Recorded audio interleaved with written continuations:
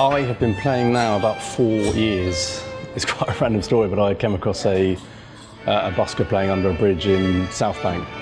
This guy was just playing and I was walking past. I had one of those moments where I was like, I've got to take that up. And it was just an experiment at the beginning, and then I just loved it. One of the main reasons I play the violin is just to relax, actually. And I initially got into music because it helped me relax. For me, at the end of a long day, it just helps me switch off.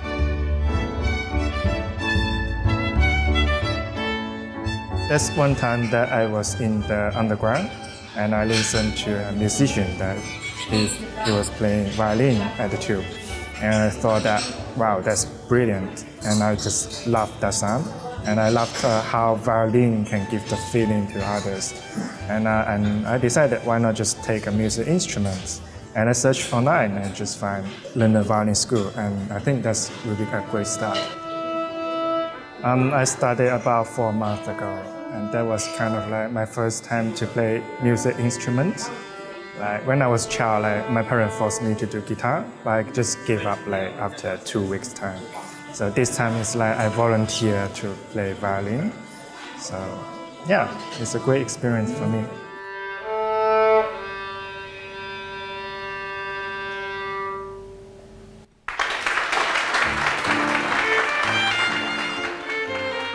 When I picked up the violin for the first time, the funny thing is that I never asked, do I want to be a violinist? I was a violinist straight away. I just fell in love. I felt that it was like finally my voice, the one I was not able to find before. When I was growing up, my family all played musical instruments, and so I didn't really think about it, I just did it. And I think as I got older, I started to think, why am I playing the violin? And that's when I realised, actually, I really loved it. And the realisation that I love playing the violin came from thinking, well, it's just a little wooden box, but with this box I can create all these different sounds. And these sounds they have the capability to touch people emotionally and to move them in a really profound way. And for me, that kind of shared expression is just wonderful. It doesn't matter who you're playing to, it doesn't matter where they've come from or what language they speak, you can just communicate straight from your heart and they can just receive it openly. It's just the most wonderful thing.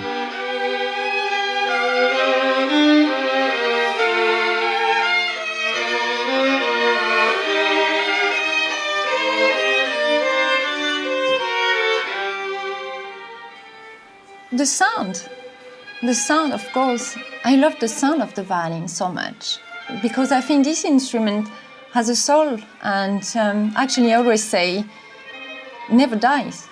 The violin never dies, you know, for centuries and centuries, just travels everywhere and never dies. We are part of it. Well, I started playing the violin 5 years ago. Why did I take it? Well, because my father used to play the violin, and I also saw that at work, I am a teacher, that the orchestra was excellent, and I was inspired by what the pupils were playing, so I thought to myself, why not give it a go? I used to play violin when I was at school for a couple of years, and I've just been thinking about getting it back out of its box. I also used to play violin from a young age up until 18, and then ditched it for about 10 years, and yeah, got back into it through Simon's Fundamentals workshop.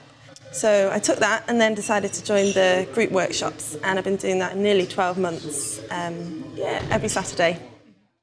The teacher is very nice, so that's the most important part, so that you want to continue to learn. Like Simon is my teacher, and he continuously give me courage. And so, oh, you can do that, you're brilliant. So that I can feel myself, I'm positive, so I will do better, I will practice harder. You can see yourself progressing over the week, so it's like you're accomplishing more and more, which is quite kind of satisfying, I think. I would like to go higher. I know that I will never be a professional, but I would like to be able to entertain my friends and continue playing in orchestras. And obviously playing some complicated pieces, that would be an achievement.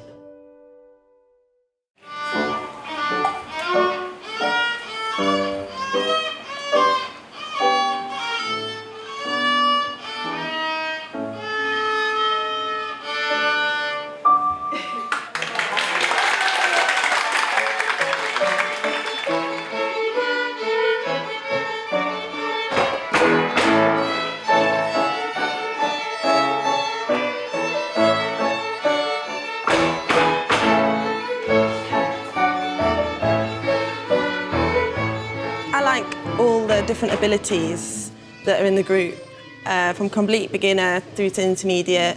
We can all play together, regardless of what level you are, and enjoy it. All the different parts complement each other, and I think when you're playing with different people, you really need to listen to each other, so it's almost harder than playing on your own. When it all comes together, it's just really nice. I like trying all the different genres of violin music, and have been doing that more recently with the violin school. But just trying out some kind of folk and some jazz.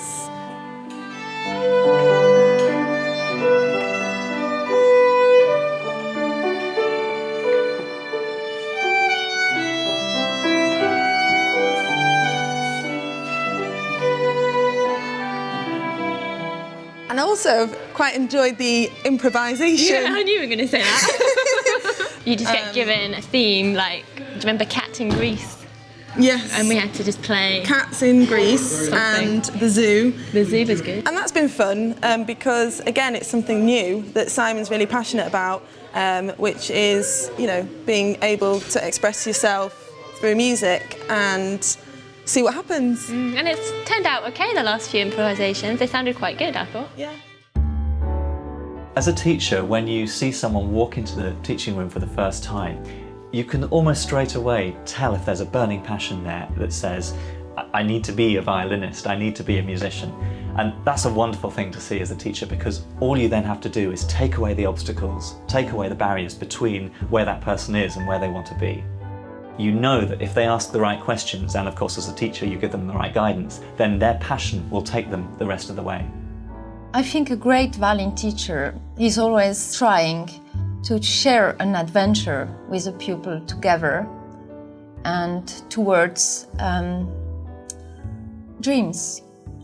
A great teacher actually should be able to read in your mind, to try to find out from the beginning what you really want to do with your violin, what kind of aim you have in your heart. And everybody is different, so you never know.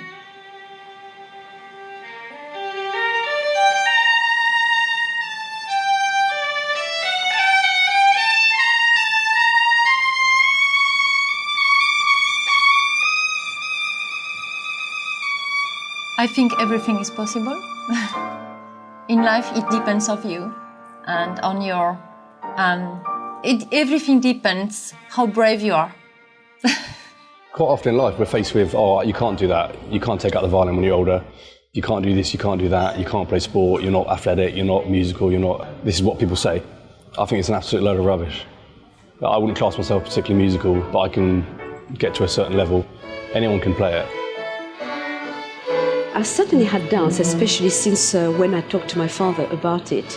He said to me that I was too old to start the violin, you really needed to be flexible, and it was probably going to be a waste of time. So I told him that I was going to give it a go, and I kept at it, and I love it.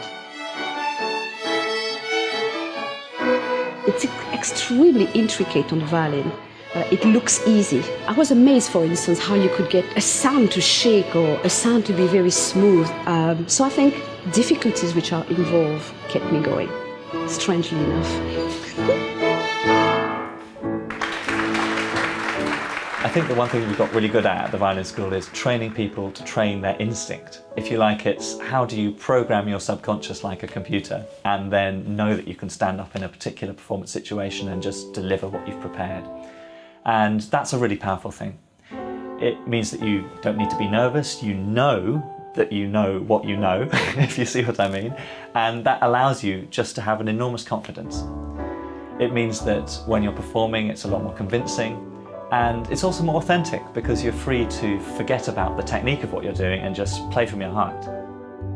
It's like giving emotion to others, so that you want to tell us, I'm happy, I'm sad, I'm not so happy, not so sad. And you can do that by playing violin. So I think that's brilliant. I think I've enjoyed the performance part of the workshops because you're sort of faced with playing in front of people who are your friends, but it takes you out of your comfort zone, and it's been a really nice experience doing that and getting feedback. The best part is that you actually see yourself progress. So the first, I can't imagine myself like even using my left hand to like play different music notes. But now I feel like much comfortable. And when I look back, I thought, wow, I actually made some progress. And that really pushed me forward. And that really gave me the determination that I want to be good. And I will continue to do these violin lessons. Get yourself a good teacher, like Simon, and if you can, surround yourself by a group of people you play with. It's very important. We meet up as a group beyond our lessons with Simon, and we've been playing now for 4 years, so we're all roughly at the same sort of level. And I think we've been very lucky because by playing in a group that we've got here, it gives you that sort of, the camaraderie and the motivation to all play together. And actually, we've got a whole lot of new friends, and there's a great spirit to it. And it sort of takes you on to the next level because it inspires you to get better. And for those who don't practice enough as they should, like me, it kicks you into gear to going forward.